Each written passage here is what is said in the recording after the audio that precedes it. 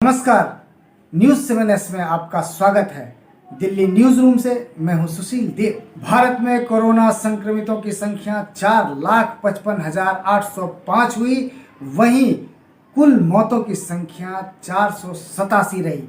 वहीं दिल्ली में कोरोना मरीजों की संख्या 3,947 हो गए। डिप्टी सीएम सिसोदिया ने एलजी से कहा, पुराने तरीकों से होने दें इलाज। दिल्ली के राधा स्वामी सत्संग ब्यास में बन रहे कोविड केयर सेंटर की शुरुआत 26 जून से मुख्यमंत्री केजरीवाल ने केंद्र सरकार से मांगा। सेना के डॉक्टर और नर्स इस साल हज पर नहीं जा सकेंगे भारतीय, रिफंड वापस मिलेगा। कोरोना के 200 मरीजों पर एलएनजेपी अस्पताल में प्लाज्मा थेरेपी का ट्रायल, और कल से फिर शुरू हो रहा है एम्स का ओपीडी, मगर पुराने मरीज ही करा सकेंगे इलाज। बीजेपी अध्यक्ष नड्डा ने दी कार्यकर्ताओं को नसीहत, केवल पद से नहीं विचारों से रखें जुड़ाव। और दिल्ली में पेट्रोल से भी महंगा हुआ डीजल, 18 दिनों में 10 रुपये का बड़ा उछाल। और कल से फिर शुरू हो रहा है एम्स का ओपीडी, मगर पुराने मरीज ही करा सकेंगे इलाज। कोरोना संक्रमितों के मामले में दुनिया में भारत चौथे स्थान पर है और केवल अमेरिका, ब्राज़ील और रूस से ही पीछे है। अच्छी बात यह है कि अच्छी संख्या में कोरोना मरीज ठीक भी हो रहे हैं। राजधानी में कोरोना के रिकॉर्ड 3,947 मरीज आए और 2,711 ठीक भी हुए, लेकिन कोरोना मरीजों के लिए कोविड केयर सेंटर जाने की अनिवार्यता पर दिल्ली सरकार और उपराज्यपाल में खींचतान की स्थिति बनती दिख रही है।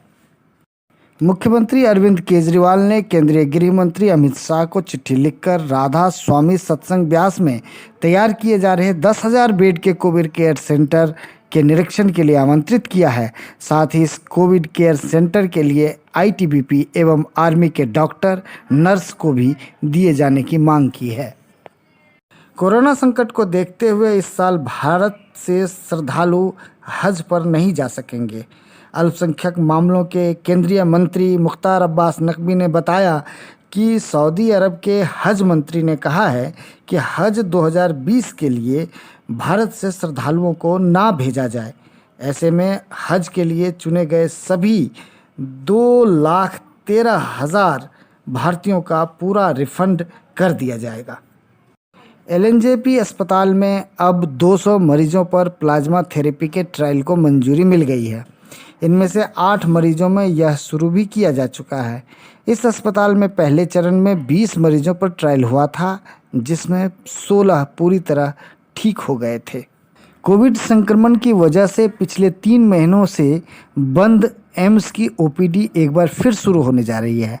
एम्स प्रशासन ने ओपीडी शुरू करने की योजना पर कहा कि पूरा खाका तैयार कर लिया गया है, मगर संक्रमण को देखते हुए अभी केवल पुराने मरीजों को ही ओपीडी सेवा दी जा सकेगी।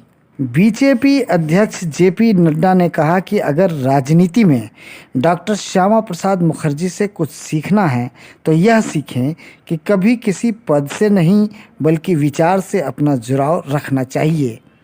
नड्डा कल श्यामा प्रसाद मुखर्जी पर आधारित एक पुस्तक का विमोचन कर रहे थे। पेट्रोल डीजल की लगातार बढ़ती कीमतों से देश के हर वर्ग के लोग परेशान हो उठे हैं। दिल्ली में तो पेट्रोल से भी महंगा डीजल हो गया है। यहाँ डीजल 79 रुपये 88 पैसे प्रति लीटर, तो पेट्रोल 79 रुपये 70 पैसे प्रति लीटर हो गया है। नई खबरों के साथ कल फिर मिलेंगे, तब तक के लिए नमस्कार।